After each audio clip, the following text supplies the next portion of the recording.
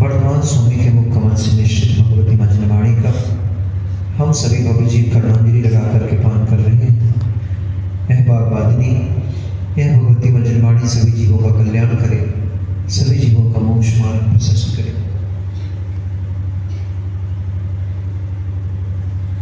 जो नित्य है वह नित्य अनित्य के चिंतन में, अनित्य को प्राप्त करने में अपना सर्व ज्ञान दर्शन नष्ट करता हुआ अपने नित्यपने को नहीं जानता। यही कारण है कि जीव संसार में परिभ्रमण करता है। जो अपना नहीं है उसे निज मानता है, जो अपना निज है उसे जानता नहीं है, उसे पहचानता नहीं है। इसलिए अनित्य क्षणिक वस्तुओं में ये अपने सारे ज्ञान का परिणमन करता,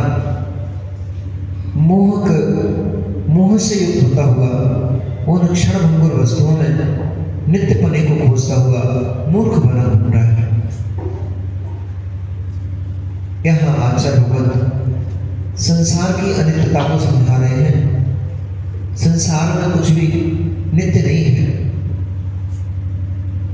जो जो तुम्हें दिखाई दे रहा है ये सारी वस्तुएं क्षणवर्ती हैं, क्षणभंगुर हैं। परंतु हर जीव इन क्षणभंगुर वस्तुओं में नित्यपने की सोच रखता है। उसको लगता है कि ये जो मेरे पास उपलब्ध है ये तो हमेशा हमेशा मेरे पास रहने वाला है, और ऐसी उसकी असत्य मान्यता में ही उसका संसार परिभ्रमण बढ़ता चला जा रहा है। कल्पनाओं के संसार में यह जीव जीता है। अनेक प्रकार की वस्तुओं को प्राप्त करने के मानस हर क्षण हर समय उसका बनता है। अमुक वस्तु मैंने प्राप्त कर ली है, अमुक मुझे प्राप्त करना है, इनसे मिल चुका हूं, इनसे भी मिलना बाकी है, इतना कर चुका हूं, इतना करना बाकी है, यहां मैं जा चुका हूं, यहां जाना बाकी है। ऐसा सोचते सोचते जीवन की इति हो जाती है। परंतु जो शेष रहा था ना तो कभी वो पूरा हो पाया। जब स्थान शेष रहे थे ना तो कभी पहुंच पाया। इस पर्याय से भले न पहुंचा हूं, लेकिन संसार में तीनों लोकों में मंत्री जैसा एक अंगुल प्रमाण भी स्थान शेष नहीं बचा है जहां पर ये जीव ना गया हो। ऐसे कोई भोग ना बचे जिन्हें इस जीव ने भोग ना लिया हो। ऐसी कोई वस्तु नहीं बची है जिन्हें इसने खाना लिया हो। हर वस्तु का भोग कर चुका है, और एक बार नहीं, एक वस्तु को अनेक बार भोग डाला, फिर भी तृप्ति नहीं हो पा रही, फिर भी तृप्त नहीं हो पा रहा है, क्योंकि आसक्ति लगी हुई है। भोगों में तृप्ति को खोजता है। भोगों में तृप्ति होती कब है? जो उसको तृप्ति मिलेगी। एक वस्तु को, एक पदार्थ को अनेक बार भोग डाला, उसे बमन कर डाला, फिर उसे भोग डाला, फिर उसे बमन कर डाला, फिर भोग डाला, परंतु सत्य को नहीं समझ पाया। इन क्षणभंगुर अवस्थाओं में, इन क्षणभंगुर वस्तुओं में ये जीव निरंतर मोह और राग को लगा करके लेके जाता है, और रागी मन नवीन कर्मों का बंध करता है। नवीन कर्मों से दुखों को, कष्टों को भोगता है, पुनः कर्म का बंध करता है। इस प्रकार से रेहट की घड़ी की भांति ये जीव भाव कर्म से द्रव कर्म, द्रव कर्म से भाव कर्म, पुनः भाव कर्म से द्रव कर्म, द्रव कर्म से पुनः भाव कर्म, रेहट की घड़ी की भांति ये इसका परिभ्रमण निरंतर निरंतर घूम रहा है। एक वृक्ष, एक बीज बोया, उससे एक वृक्ष खड़ा हुआ, उस एक वृक्ष में अनेक फल लग गए, अब अनेक बीज तैयार हो गए। उन अनेक अनेक बीजों के फल को भोगा, वृक्ष के अनेक अनेक फलों को भोगा, पुनः उनके बीजों को लगा दिया, अब अनेक वृक्ष तैयार हो गए। अब अनेक वृक्षों में अनेकानेक फल लग गए, उन फलों को भोगा, फिर अनेकानेक बीज तैयार हो गए, उन अनेकानेक बीजों को बोया, अब तो असंख्यात हो गए। ऐसी भैया ये कर्मों की दशा है। एक कर्म, एक भाव कर्म हमने किया, उस एक भाव कर्म से द्रव कर्म का बंध हुआ। उस द्रव कर्म के उदय के काल में पुनः संकलित हुए, पुनः संतापित हुए, पुनः क्लेश किया, फिर अनेक अनेक भाव कर्म उत्पन्न हो गए, उनसे अनेक अनेक द्रव कर्म तैयार हो गया, फिर वो तब द्रव कर्म उदय में आया, फिर भाव कर्म तैयार हो गया। इस प्रकार से द्रव कर्म से भाव कर्म, भाव कर्म से द्रव कर्म रूप परिणति इस जीव की निरंतर निरंतर चली आ रही है। आश्चर्य की बात तो ये है मां, ये जीव जानता है, देखता है कि वस्तु शाश्वत नहीं रहने वाली है मेरे पास, फिर भी उसमें राग लेकर के जाता है, फिर भी उसकी बुद्धि यही चलती है कि ये तो अब कब से मुझसे जुदा नहीं होगी, छूटेगी नहीं। यही बड़ी आश्चर्य की और वही मूर्खता की बात है जीव की। स्पष्ट देखता है सामने कि वस्तुएं उत्पन्न हो रही हैं, नष्ट हो रही हैं, मेरे सामने देखते देखते वस्तु बन रही है, मेरे सामने देखते देखते वस्तु नष्ट हो रही है, फिर भी जीव की परिणति का चलती है, ये तो वस्तु मुझे मिल गई है, अब मुझसे छूटेगी नहीं। तुम्हारे देखते देखते भैया, हरिओम भैया, तुम्हारे देखते देखते तुम्हारे शरीर में कितना परिणाम हो गया। ये आपका बालक बैठा है क्या? कभी आप भी ऐसे घूमते थे?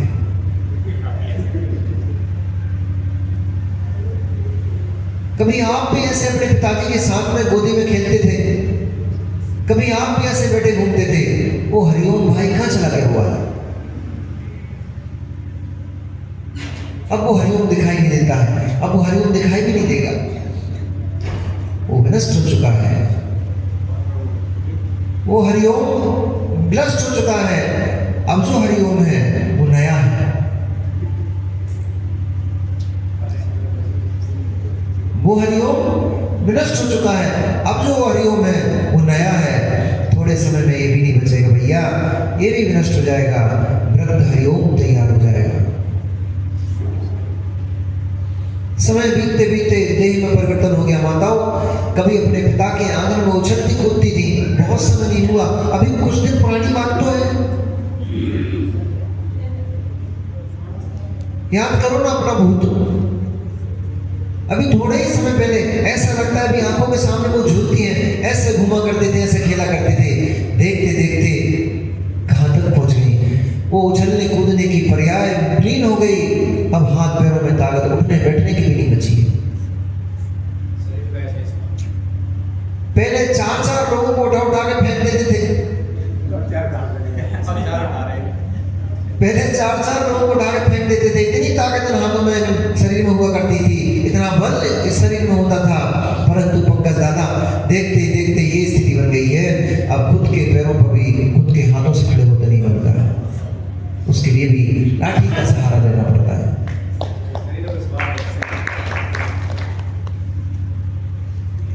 सब देख रहे हो, सब जान रहे हो, पंडित जी नहीं जानते हमारे क्या कि जिसमें मैं बैठा हूं एक दिन विलीन हो जाएगा, फिर भी राग चल रहा है। यही तो हमारी अज्ञानता है, यही तो हमारी मूर्खता है कि सब जान रहा है जीव कि ये शरीर एक न एक दिन नष्ट हो जाएगा, धीरे धीरे करके ढल जाएगा, फिर भी इससे संयम की तरफ नहीं भाग रहा है, फिर भी ये जीव असंयम की तरफ भाग रहा है। जिससे इसे शाश्वत बनाया जा सकता है, जिससे इसे अमर किया जा सकता है, उस अमरत्व की तरफ नहीं भाग रहा है, क्षणक्षयी पर्याय की तरफ भाग रहा है। यही जीव की अज्ञान दशा है।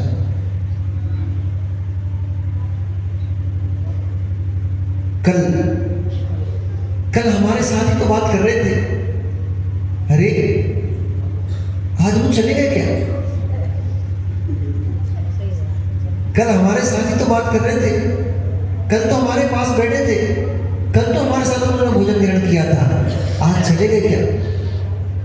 जैसा आप ये शब्द दूसरों के लिए कह रहे हो, ऐसा आपके लिए भी सुनने मिलने वाला है। अरे कल ही तो हमारे साथ बैठे थे, घूम रहे थे, आज चले गए क्या? ऐसा मैं नहीं बोल रहा हूं, ऐसा आचार्य वो देख रहे हैं। कल ही तो एक आदमी विद्वान था और आज वह संसार में दिखाई नहीं देता है। संसार, यही बड़े अचरज की बात है। संसार में यही बड़े अचरज की बात है। आप कल्पना करो, जो जो व्यक्ति, जो जो लोग आपके संबंधी आदि, जो जो आपके सामने दिखाई दे रहे हैं, कल्पना करके देखो, वो चला गया, अब कभी नहीं दिखेगा।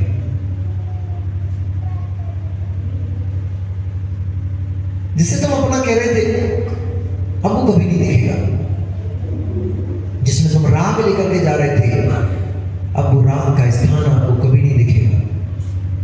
परंतु उसने राग ले जाकर के जो हमने कर्म का आश्रम बंद किया है, वो कर्म हमारे भीतर में बैठा हुआ है। वो व्यक्ति तो चला जाएगा, वो वस्तु तो नष्ट हो जाएगी, परंतु उसके निमित्त से जो हमने कर्म का बंध किया है, वो कर्म का बंध बैठ गया है। वो कर्म का बंध अब संसार में परिभ्रमण कराएगा। जो मेरा है नहीं, अनित्य में नित्य फंसा पड़ा है। विष्णु भाई, अनित्य में नित्य फंसा पड़ा है। जो नित्य है उसे तुम देख नहीं रहे हो, जो अनित्य है उनके पीछे भाग रहे हो। नित्य कौन है? नित्य कौन है? मेरा जीव। मेरा जीव क्यों कहूं? मैं जो जीव द्रव्य हूं, ये नित्य है, ये कभी विनष्ट नहीं होता है। आत्मा ये कभी नष्ट नहीं होती है, ये त्रैकालिक है। अनंत अनंत कल्पकाल पहले भी भूत में मैं था, अनंत अनंत कल्पकाल निकल जाएंगे तब भी मैं रहूंगा। आज भी मैं हूं, मैं कभी नष्ट होने वाला नहीं हूं। परंतु मुझ में ये जो पर्याय परिणमन कर रही है, ये कभी ठहरने वाली नहीं है। परंतु हमारा पूरा का पूरा जो ज्ञान का परिणमन है, वो इन क्षणवर्ती पर्याय में जो ठहरने वाली है ही नहीं। इन पर्यायों को सुसज्जित करने में, इन पर्यायों को लालन पालन करने में, इन पर्यायों के पोषण में ही मेरी पूरी आत्मा का ज्ञान दर्शन नष्ट हो रहा है। पूरा परिणमन मेरा इन पर्यायों में ही चल रहा है। आईने के सामने खड़े होकर के अपने इस चेहरे को निहारते हैं, अहो मैं कितना सुंदर लग रहा हूं, हूं गोरा, हूं सांवलो, मैं गोरा हूं, मैं सांवला हूं, मैं काला हूं, मैं मोटा हूं, मैं दुबला।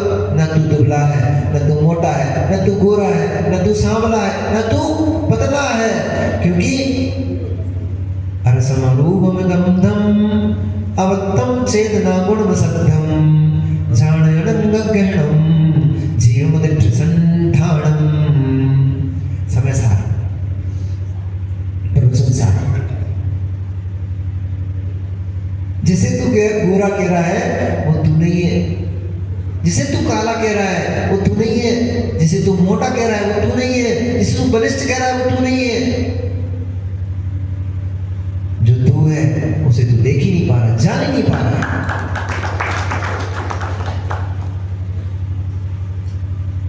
क्योंकि आत्मा में स्पर्श नहीं होता, रस नहीं होता, गंध नहीं होता, वर्ण नहीं होता है। ये पुद्गल में होते हैं, ये पुद्गल के गुण हैं। स्पर्श रस गंध वर्ण पुद्गला, ये पुद्गल में होते हैं। जीव में स्पर्श रस गंध वर्ण नहीं होता। ये तो पागल लोग हैं। पागलों ने क्या किया? अब आत्मा को कैसे दिखाएं? तो उन्होंने कहा आत्मा धवल होती है, तो उनको सफेद कपड़े पहना डाले, सफेद कपड़े पहना दिए। मूवी वगैरह में होता ना,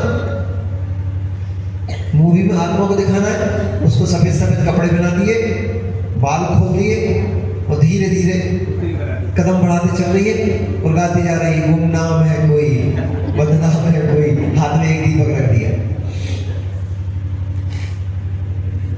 धवल का मतलब क्या होता है? जो मल रहित होता है वो स्वच्छ होता है, धवल होता है, शुद्ध होता है। आत्मा में कर्म कालिमा नहीं होती है। को धवल कहा तो लोगों ने, गरीबों ने, बेचारों ने उनको धवल कपड़े पहना दिए। अब कोई पूछो कि आत्मा कैसी होती है, एकदम स्वच्छ आंख, दर्शन हो गए आत्मा के, दर्शन हो गए, आत्मा कैसी है, एकदम स्वच्छ धवल दिख रही है। अरे पागल, आत्मा अनुभूति का विषय है, आत्मा दृष्टि का विषय नहीं है, वो तुझे दिखाई नहीं देगी। क्या कर रही है, अकर्ता है, बस चली जा रही है, यही तो कर्तापना है। कह रहा है आत्मा अकर्ता है, बस चली जा रही है। चलना कार्य है, चलना कार्य है। शुद्ध आत्मा 3 लोक के ऊपर, 3 लोक तक ही गमन करती है। 7 राजों ऊपर तक गमन करती है, वहां से ऊपर नहीं जाएगी। यहां से मोक्ष होगा, यहां से मोक्ष होने के बाद तुरंत ही आत्मा ऊर्ध्व गमन करेगी और जाकर के तनुपात बने से स्पर्शित हो जाएगी। उसके बाद न कभी कहीं जाएगी न कहीं आएगी। अज्ञानियों ने उस भगवान को, सिद्ध परमात्मा को भी पुनः जन्म कर डाला। अज्ञानियों ने, अरे इतनी मेहनत करके तो ठाकुर साहब इतनी सर्दी झेली, इतनी गर्मी झेली, इतने अंतराय झेले, कैसे कैसे खोटे परिश्रमों को सहन किया। और खोटे परिश्रमों को सहन करते करते जैसे जैसे करके तो कर्मों का अभाव किया था, जैसे जैसे करके तो शरीर पिंजर से बाहर निकला था। अज्ञानियों ने मुक्त आत्मा को फिर शरीर में फंसा दिया। एक बार मुक्त हो गई, फिर वह आत्मा जले बीज के समान, दग्ध बीज मत आचार्य समंत स्वामी ने कहा है कि एक बार जब आत्मा मुक्त हो गई शरीर से, अब पुनः इन शरीरों को धारण नहीं करती है। क्यों नहीं करती है? क्योंकि कर्माभाव। जो भी शरीर मिल रहे थे, शरीर में इंद्रियां मिल रही थी, ये सब कर्मों के कारण से हो रहा था। नाम कर्म की 93 प्रवृत्तियां हैं, उन नाम कर्म की प्रवृत्तियों से शरीर की रचना होती है। उन नाम के कर्म की प्रवृत्तियों से अंगोपांग की रचना होती है। उस नाम कर्म की प्रवृत्तियों से ही गोरे, काले, मोटे, पतले, सुभग, दुर्भग, ये सब नाम कर्म की प्रवृत्तियां हैं। नाम कर्म ही नष्ट कर दिया उन्होंने। अब नाम कर्म ही नहीं बचा उनको, तो शरीर कैसे मिलेगा?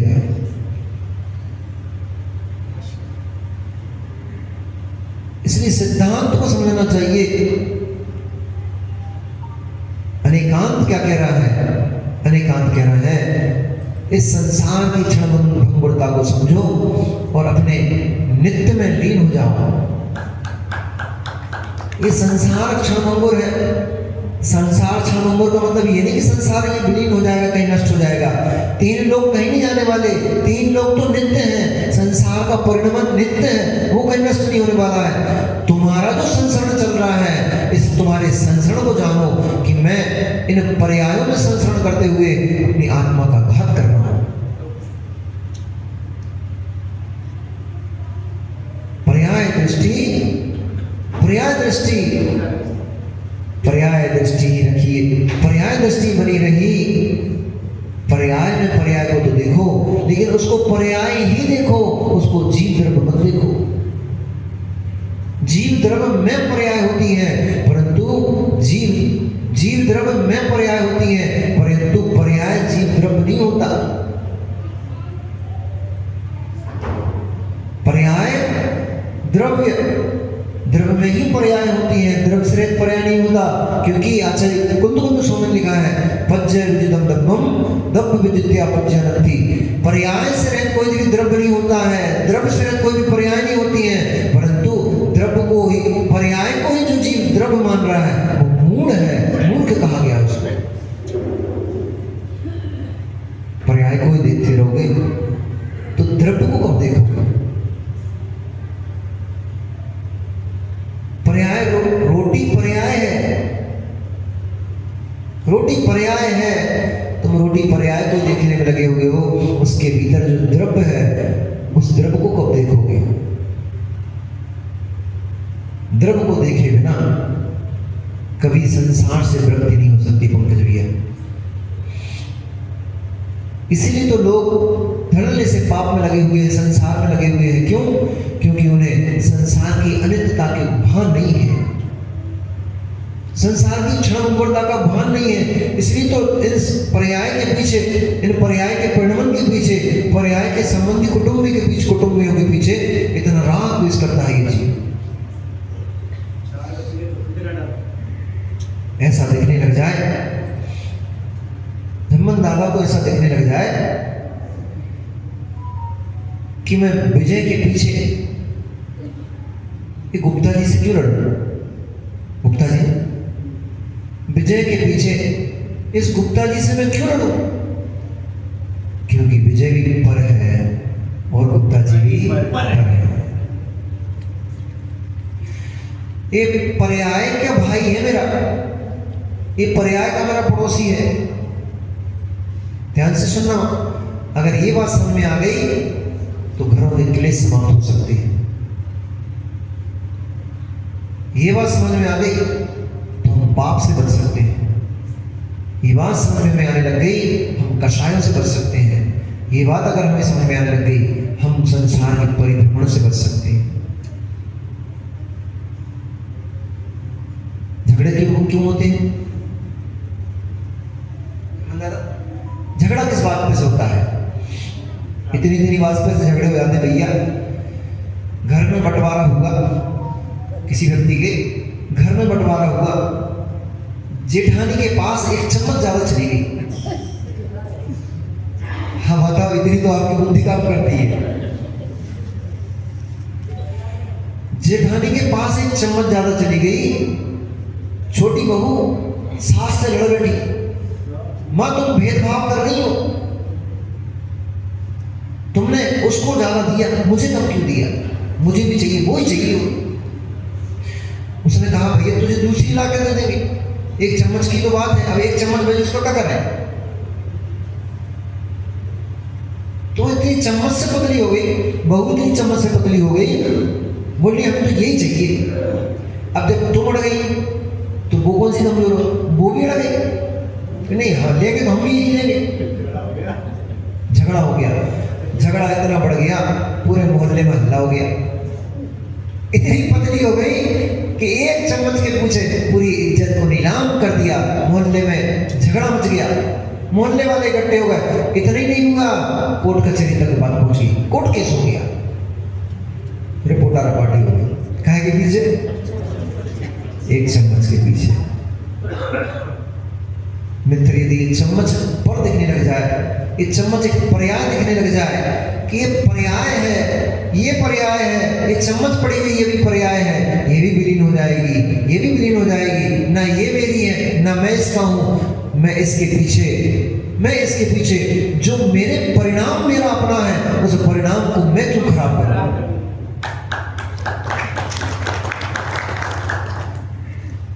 ये एक ना एक दिन नष्ट हो ही जाना है, इसके पीछे मैं अपने भाव खराब करके कर्मों का आश्रय बंद क्यों करूं? ऐसा दिखने लग जाए तो घर में झगड़ा किस बात का है? ऐसा दिखने लग जाए 4 दिन के लिए आए भैया, मिलजुल कर रहो अच्छे से। अभी महाराज सुना रहे थे कहानी कि पक्षी आए रात्रि में एक साथ एक पेड़ के ऊपर बैठ गए, अपने अपने कर्मसार सुबह उठकर दिशाओं में चले गए। ऋषि भैया एक वृक्ष के ऊपर हर दिन तो देखते हो आप, आपके मंदिर के शिखर पर ढेर सारे कबूतर बैठते रहते हैं। पक्षी आए, दिशाओं से विदिशाओं से घूम के उड़ते उड़ते पक्षी आए, एक वृक्ष पे आकर के बैठ गए। शाम को रात भर पक्षी एक साथ बैठे रहे, सुबह सूर्य उदित होते ही अपने अपने कार्यवशात अलग अलग दिशाओं में उड़ गए। ये पक्षियों, अरे पक्षियों, दिशाओं से विदिशाओं से कोई नरक से निकल के आया है, कोई त्रियंश पर्याय से निकल के आया है, कोई देव पर्याय से निकल के आया है, कोई किसी पर्याय से निकल के आया, कोई किसी पर्याय से। ये सब पक्षी लोग दिशाओं से विदिशाओं से आकर के उड़ करके रात्रि विश्राम के लिए यहाँ बैठे हुए हैं। ये सब सुबह होते ही अपने अपने बसात, काम के बसात उड़ जाएंगे। क्यों इनमें राग कर रहे हो? क्यों इन्हें अपना मान रहे हो? क्यों इनके पीछे अपने भाव खराब कर रहे हो, परिणाम खराब कर रहे हो? ये सब चले जाएंगे, तुम अकेले खड़े रह जाओगे। पर का आश्रम बंद कर लोगे, वो तुम्हें भवों भवों में फेरेगा, भवों भवों में तुम्हें सताएगा, कष्ट देगा, भवों भवों में क्लेश देगा। वे तो चले जाएंगे पर उनके पीछे किया गया कर्म क्लेश देगा। सीता अपने रास्ते चली गई, राम अपने रास्ते चले गए,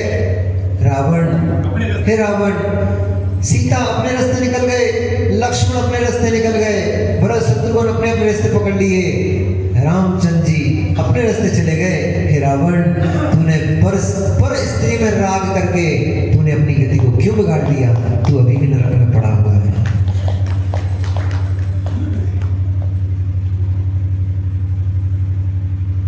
पर देखने लग जाती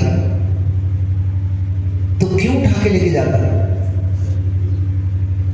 पर देखने लग जाती तो क्यों उठा के लेके जाता? पर वस्तु नहीं देख पाया, इसलिए तो पाप कर्म का आश्रय बंद कर लिया, इसलिए तो नरक में पड़ा है, क्योंकि उसमें अपनत्व चला गया, बना तो नहीं पाया, अपना बना तो नहीं पाया, परंतु अपने बनाने की भावना में, आशा में, इच्छा में जो पाप का बंध हुआ, उस पाप के बंध से अभी भी नरक में है।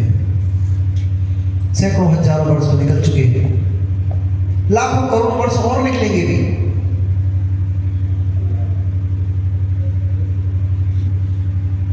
नरक कौन अच्छी जगह?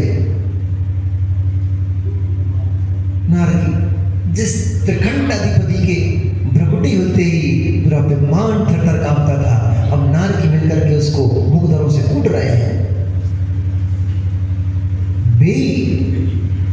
कौन? वे जो उनकी सेना में उसके इशारों पर नाचते थे, अब वे याद दिला कर बहुत अत्याचार करता था तो हमारे ऊपर, तेरे कारण हमारी दुर्दशा हो गई है। वे उसको याद दिला करके वे नारकी मुगदरों से कूट रहे हैं उसको।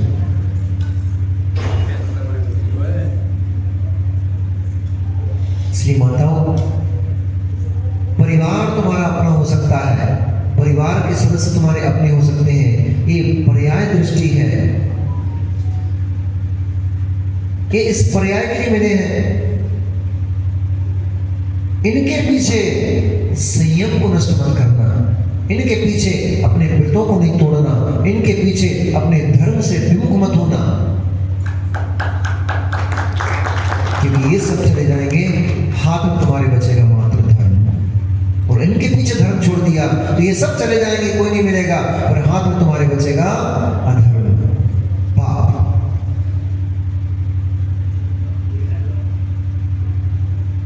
जब सीता को राम ने जंगल में छोड़ दिया, पद्म पुराण ग्रंथ से मिलाता हूं मैं आपको, जब सीता को राम ने जंगल में छोड़वा दिया तो अश्रुधारा बहाती हुई सीता क्या कहती है? हे गतांतवक्त्र सेनापति, तुम जाओ, तुम क्यों रोते हो, तुम्हारा क्या दोष है? मेरे ही कर्मों का दोष है कि मुझे ये भोगना पड़ा। यदि मैंने पूर्व पर्याय में कुछ पाप ना किया होता तो राम तो मुझे बड़ा प्रिय, राम की तो मैं बड़ी प्रिय हूँ, राम तो मुझे बहुत प्रीति करते हैं, राम मुझे क्यों जंगल में फेंक दे? निश्चित ही मैंने कोई पाप कर्म किया है, मैंने कभी मुनिराजों की अवहेलना की होगी, उनका अपमान किया होगा, उनका वर्णवाद किया होगा, कभी मैंने सम्यक दर्शन की अवहेलना की होगी, सम्यक दर्शन को खोटा कहा होगा, कभी मैंने धर्मात्मा में दोष खोजे होंगे, दोष लगाए होंगे, इसी कारण से मुझे कलंक भोगना पड़ा, इसी कारण से मुझे अपने पति का वियोग भोगना पड़ा।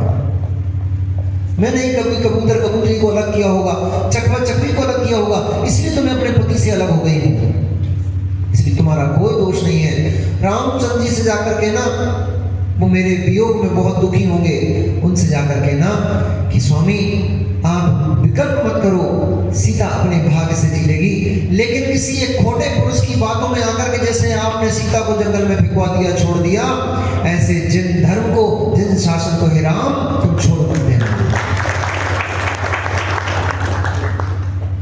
किसी की बातों में आकर के तुमने अपनी पत्नी को तो छोड़ दिया, परंतु सम्यक दर्शन छोड़ने योग्य वस्तु नहीं है, उसको भूल कर भी छोड़ मत देना। पर्याय विलीन हो जाएगी, पर्याय जीव निकलते हैं, उनको पैर रख देते हैं, उनको हाथ से मार देते हैं। अज्ञान दशा में छोटे से हरिओम ने जो पाप किया था, वो छोटा सा हरिओम तो विलीन हो गया, परंतु उस पाप कर्म के फल को ये बड़ा वाला हरिओम भोगेगा कि नहीं भोगेगा। और हो सकता है इस पर्याय में वो कर्म उदय में ना आए, तो इस पर्याय में ये हरिओम नाम का व्यक्ति उस पाप को ना भोगे, तो क्या कभी नहीं भोगेगा क्या? ये पर्याय विलीन हो जाएगी, इस शरीर से आत्मा निकल जाएगी, अन्य किसी पर्याय में पहुंचेगी। विग्रह गतौ कर्मयोगा, विग्रह गति में ये शरीर, ये पौधगलिक शरीर ये वाला नहीं जाएगा, लेकिन कार्माण शरीर तो वहां पर शरीर साथ में रहता है। ये औदारिक बैक्टीरियल शरीर भले ही जहाँ चली जाए, कार्माण शरीर तो साथ देता है, इसलिए ये कर्म का शरीर साथ में जाएगा। अगली पर्याय में जिस भी अवस्था में होगे, जिस भी पर्याय में पहुंचोगे, वहां वो कर्म उदय में आएगा, वहां सब आएगा। इसलिए माताओं जो तुरंत निर्णय कर लेती ना लटक जाने का, थोड़ी सी मुसीबत पड़ी तुरंत रस्सी और पंखा ढूंढते हैं लोग, थोड़ी सी मुसीबत पड़ी जहर की पुड़िया खोजते हैं, तुरंत मुसीबत, जरा सी मुसीबत पड़ी तुरंत ट्रेन की पटरी खोजने लग जाते हैं। अरे अरे मूर्खों, तुम अपने पाप कर्म की वजह से इतना परेशान इस समय क्यों हो रहे हो? जब बांधा था तब तो आनंद मना रहे थे, तब तो उसमें खुशी मना रहे थे, अब जब उसका उदय आया है तो अब रोते भी लगते क्यों? उसको शांति से सहन कर लो। मर भी जाओगे, आत्महत्या भी कर लोगे, तो कर्म कहाँ छोड़ेगा? क्योंकि विग्रह गतौ कर्म योगा, वो कर्म फिर विग्रह गति में तुम्हारे साथ जाएगा, वहां फिर पुनः जाएगा जहां तुम जाओगे, वहां सताएगा, और हो सकता है और बल्कि बढ़ के जाएगा। क्योंकि कुमरण करोगे, असमय में मरण करोगे, कुमरण करोगे तो संक्लेशता से प्राण निकलेंगे, और संक्लेशता से जब प्राण निकलेंगे तो नियम से गति बिगड़ जाएगी, और नया नया कर्म का और बंद करके चले जाओगे संक्लेशता के कारण, और पटरिया कर्म की और बढ़ गई। इसलिए जितना हो सके इसी पर्याय में सहन कर लो, धीरे धीरे करके, बिना क्लेश के, बिना लड़ाई झगड़े के, शांति से। कोई परेशानी भी कर रहा है, वह तुम्हें क्या परेशान करते होंगे घर वाले? तुम्हारे घर में, तुम्हारे जीवन में क्या कष्ट है? जरा जरा बातों में रोने लग जाते हो, जरा जरा सी बातों में झगड़ने लग जाते हो, तुम्हारे जीवन में क्या कष्ट है? मिलो हनुमान की माँ अंजना से, निर्दोष होने पर भी सासू माँ ने कलंक लगा दिया कि ये व्यभिचारिणी है। तुम्हारे जीवन में क्या कष्ट है? कोई कष्ट नहीं है। वैराग्य भावना पड़ना चाहिए। तुम्हारे जीव को कौन दुख है? मृत्यु महोत्सव भारी। तुम्हारे जीवन में क्या कष्ट है? दादा हमें लगता है कि हम तो बड़े दुखी हैं, हम तो बड़े दुखी हैं। अरे क्या कष्ट है तुम्हारे जीवन में? मिलो उन जीवों से। सत्येंद्र राजा से मिलो, मंत्री ने विघात कर दिया, पूरा राज्य छीन लिया, उस जीव के पास क्या कष्ट होगा? राजा मधु से मिलो, शत्रुघ्न ने उसके पूरे मथुरा नगरी पर राज कर लिया, उसके जीवन में क्या कष्ट होगा? इन कथा पुराणों को जरूर पढ़ना चाहिए। अब कहाँ करें, इनको तो रोटी और चूल्हे चकिया से काम समय नहीं मिल पा रहा है, बेचारी कब पढ़े। चूल्हा चकियों का भी मत लगे रहो, क्योंकि तुम चूल्हा चकियों के लिए नहीं हो। इसका मतलब ये नहीं समझना कि चूल्हा चकी करना बंद आज से।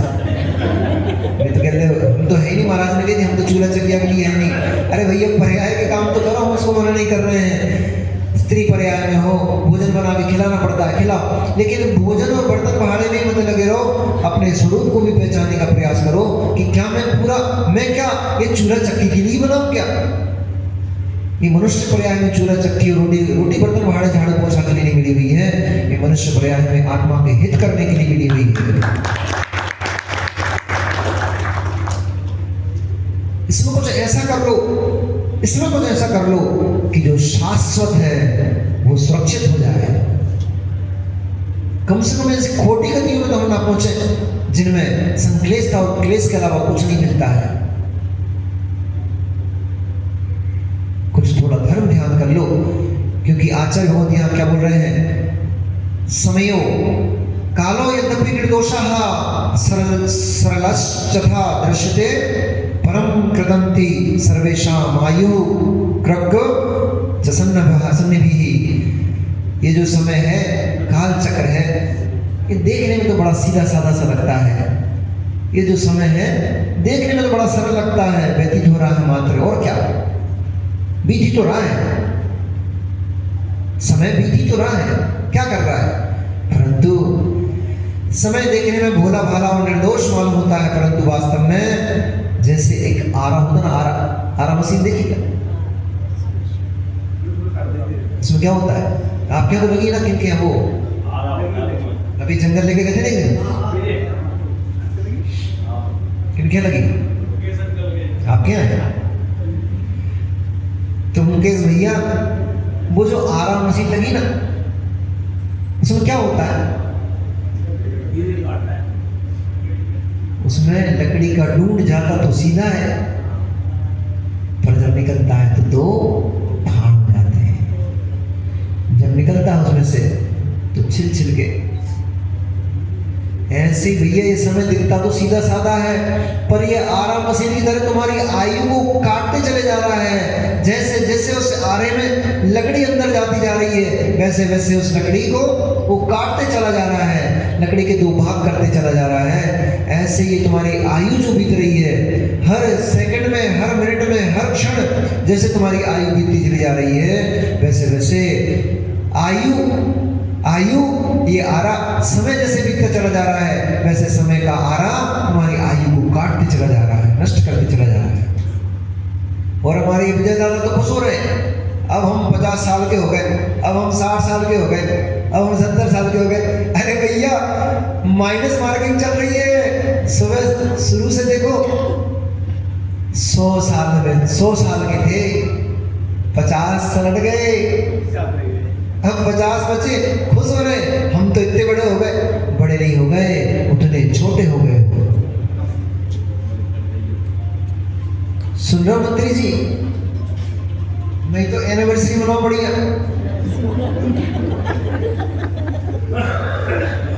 बर्थडे सेलिब्रेट हो रहा है बड़े बड़े काय में गार्डन्स में, दद्दा 1 करोड़ रुपए खर्च करके दद्दा अपनी शादी की सालगिरह मना रहे हैं, हाथ से बरमाला उठा नहीं, फिर भी बरमाला के लिए डालते हैं, हाथ पैर कब कपाला दद्दा के, और फिर भी क्या नाम तुम्हारा, राम कुमार भैया, ये लिखा पढ़ी करते रहोगे, कभी आगे भी कुछ करोगे, बिटिया से कुछ सीख लो यार।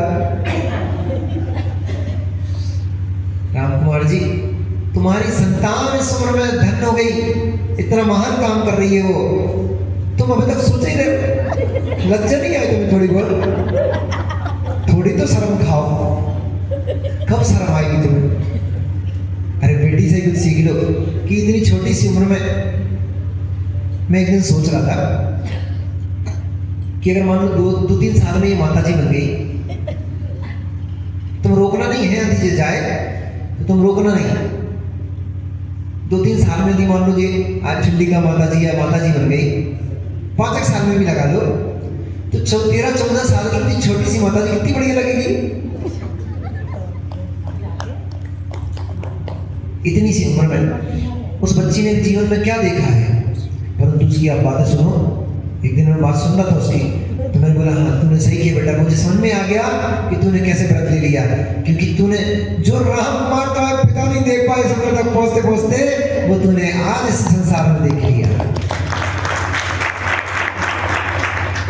तो मंत्री जी ऐसा नहीं करना, नहीं तो पता लगा 80 साल के हो जाओ, वो हाथ पैर कप कपा रहे हैं, हिल रहे डुल रहे हैं, और मोड़ा मोड़ी गए, नहीं पापा मैरिज एनिवर्सरी मनाएंगे, तो बढ़िया 1 करोड़ रुपए खर्च करके गार्डन में गए, वहां पे फूल माला इतनी वजनदार थी कि दद्दा से उठ नहीं रही, थोड़ा से पड़े 2-4 जन मिल करके दद्दा से बरमाला उठा रहे, और वे बहू के गले में बरमाला डाल रहे, बरमाला पड़ते बहू गिर पड़ी। अरे भैया अब ये बरमाला का समय नहीं है, अब ये जगमाला का समय भाई, अब बहू से भी कहो दद्दा से भी कहो, दद्दा बरमाला के चक्कर छोड़ो, वे तो बरमाला तुमने खूब डल गई, अब हो गया उनका काम पूरा, अब जगमाला हाथ में ले लो और नमोकार मंत्र की माला फेरो, इससे कल्याण होगा, बरमाला से कल्याण नहीं होगा।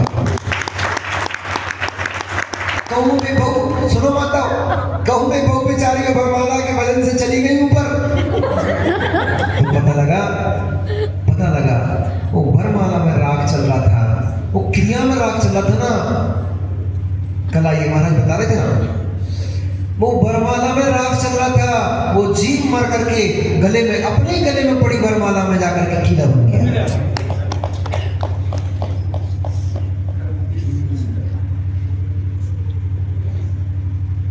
आप सब समझोगे, ऐसे ही होता है, ऐसे ही होता है। जिस वस्तु में तीव्र राग जीव का होता है, जिस पदार्थ में जीव का तीव्र राग होता है, वहीं जाकर के जीव उत्पन्न हो जाता है। जिस क्षेत्र में जीव का तीव्र राग होता है, उस क्षेत्र में जाकर के वो जीव उत्पन्न हो जाता है। खेतों में ज्यादा राग मत करो। सुन लो पटेल साहब, खेतों में ज्यादा, गद्दा सुनो, तुम्हारे इधर भी है, उधर भी, उधर भी है, उनमें ज्यादा राग नहीं करियो। पता लगा उसी आरा मशीन में, भाई देखो मेरा काम बताने का है, सत्य छुपाना पाप। कहीं ऐसा ना हो मित्र, उस तुम्हारी जो चल रही है सो चलने दो, परंतु उसको यही देखना कि ये क्षणवर्ती वस्तुएं हैं, ये पर्याय की मेरी वस्तुएं कहलाती हैं, ये मेरी है नहीं, ऐसा निर्णय करके रखना। मेरी कहता जरूर हूं क्योंकि ये पर्याय में मैंने इकट्ठी की हुई है, मेरा इसमें राग भाव चल रहा है, इसलिए मेरे कहला रही है, पर ये वस्तु मेरी है नहीं, ऐसा मान के चलना। कहीं ऐसा ना हो उस आरा मशीन में, उस आरा मशीन में जो ढूंढ कट रहा है, उसमें बैठा जीव हम ही जाकर के उसी में जाकर के बिल्ली के रूप में उत्पन्न हो गए, और फिर वही आरा मशीन हमारे शरीर को काट रही है। यही सत्य है, यही सत्य है। जिन भवनों में राग करते हो, उन्हीं भवनों में जाकर के छिपकली और कीड़े मकोड़े बन करके वहीं लटकते मिलते हो। फिर उन्हीं हेलोजन में, ये हेलोजन लगी ना जो लाइटिंग लगी हुई है, इनमें ज्यादा राग मत कर बैठना। घर को सजाने के चक्कर में यहाँ लाइट लगवाओ, वहाँ लाइट लगवाओ, कहीं ऐसा ना हो कि उन लाइट लगवाते लगवाते प्राण खिसक गए, जाकर के वो लाइट के कीड़ा बन के उसी घर में चिपकी मिल रहे हैं, फिर चिपकली खा रही उसी घर में। इसलिए बाहर की संपत्ति राग करने योग्य नहीं है, बाहर की संपत्ति भोगने योग्य नहीं है। भोगने योग्य नहीं कुछ है, अपने विशुद्ध परिणाम मात्र भोगने योग्य है, उनका भोगन करो। बोलने योग्य कुछ भी नहीं है। यदि बोलना ही है तो भगवान जन की भक्ति के शब्दों को बोलो, उनका ही आनंद लो, वही करने योग्य है। संसार अनित्य है, असार है, इसमें कोई सार नहीं है। सब भोग भोग कर तो देख लिए, कौन सी नई बात है। ये बच्चे लोग बोलो तो भी समझ में आती है कि अभी इनने कुछ संसार में भोगा नहीं, इसलिए लगता है भाई कुछ नया होगा, कुछ नया होगा। जिनने भोग लिया संसार को, उनसे मिल लो, क्या है इस संसार में भोगने लायक? कुछ भी भोगने योग्य नहीं है। संसार को तुम नहीं भोग रहे हो, बल्कि यूं कहो कि तुमने भोगों को इतना भोगा के खुद को ही भोग बना डाला। साध्य और साधक का अंतर मैंने आज मिटा डाला। कौन साध, क्या साधना, कौन साधन? सब भूल गया, सब छोड़ दिया, कुछ भी याद नहीं रहा। इतना भोग लिया, इतना भोग लिया, मैं स्वयं ही भोग बन गया, खुद को ही भोग बना डाला। इतना भोग डाला संसार की वस्तुओं को। अब भोगने योग्य वस्तु में और मुझ में कुछ भेद से समझ में नहीं आता। ऐसा लगता है जैसे अब वस्तु को नहीं, अब तो मैं खुद को ही भोग रहा हूँ। इतने हैबिचुअल हो गए, इतने आदत हो गई इन चीजों की। बोल रहा था तुम्हारा गौरव भाई, हमारा चक्कर आ रहा है, चुरली छुड़की गुटका, क्या बोलते तुम्हारे गुटका? वो आलू में चुरली बोलते थे उसको, तंबाकू। वो गुटखा छोड़ दिया भाई ने तो चक्कर खा रहा था। गुटखा को तुम नहीं खा रहे थे, अब गुटखा तुम्हें खाने लग गया कि एक सेकंड के लिए उसको तुमने उसको छोड़ दिया। वो इतना असर तुम्हारे ऊपर कर रहा है, तुम्हें चक्कर आने लग गए। इसका मतलब क्या हो गया? अब तुम उसको नहीं भोग रहे थे, अब वो तुम्हें भोग रहा था। शराबी ने शराब पी पी कर अपने शरीर को ऐसा खोखला कर लिया कि अब शराब उसे पीने लग गई है। व्यसनी ने, जुआ खेलने वाले ने इतना आदि अपने आप को बना लिया कि अब जुआ उसके साथ खेलने लग गया है। नहीं खेलेगा तो रात में नींद नहीं आएगी। तो तुमने भोगते भोगते वस्तु को इतना भोग डाला कि अब तुम्हें वस्तु ने भोग बना लिया है, अब तुम ही भोग बन गए हो। ऐसे करते करते दादा पूरा जीवन निकल जाना है। इसलिए चेत जाओ भैया, संसार तो अनित्य है, इसमें कोई भी पर्याय शाश्वत नहीं है, परंतु पर्याय शाश्वत नहीं है। जो उत्पन्न होता है वो विलीन हो ही जाता है, इसलिए पर्याय उत्पन्न होती है, पर्याय विलीन हो जाती है। मैं ना उत्पन्न होता हूँ ना ही विलीन होता हूँ, मैं तो जो हूँ सो हूँ, जो सोचूं सोचे मैं तो जो हूँ वही हूँ, जैसा हूँ वैसे ही हूँ। मुझ में कभी भी किंचित मात्र भी ना मैं कम होऊंगा ना बढ़ूंगा, मैं तो जैसा हूँ वैसे ही हूँ। जितने आत्म प्रदेश मेरे अनादिकाल से जितने आत्म प्रदेश मेरे हैं, उसमें एक आत्म प्रदेश भी ना मेरा कभी कम होगा ना कभी मेरा बढ़ेगा। उस शाश्वत जीव द्रव्य रूप जब हम लक्ष्य करेंगे, उसको जब हम जानेंगे, तब समझ में आएगा कि पर्यायों के पीछे मैं अपनी आत्मा का घात क्यों कर रहा हूँ, मैं उसको नष्ट क्यों कर रहा हूँ, नष्ट नहीं होती, कष्टों में क्यों डाल रहा हूँ। ऐसा समझ में आ जाए तो सारे क्लेश समाप्त हो जाए। जैसे क्लेश करने का मन करने लग जाए, तुरंत अपने दिमाग में जाएगा ये पर्याय है, इस पर्याय के पीछे मैं क्यों क्लेश कर रहा हूँ, ये पर्याय तो विलीन हो जाएगी, परंतु मैं थोड़े विलीन होने वाला हूँ, मैं तो यही रहने वाला हूँ। और मैं जब यही रहने वाला हूँ तो ये मैं कर्म का बंध क्यों करूँ इसमें। सभी संसार की अनित्यता को जानकर इन क्लेशों से मुक्त रहें, संक्लेश मुक्त जीवन जिए, ताकि आयु को पूरा जितनी आयु मिले कम से कम उतनी आयु भोग के जाओ। संक्लेश तक करके आयु को क्षरण क्यों करते हो। इसलिए उस आयु को उत्तम आयु के रूप में हम अपने आप को परिवर्तित करें, इन्हीं भावनाओं के साथ। महावीर भगवान की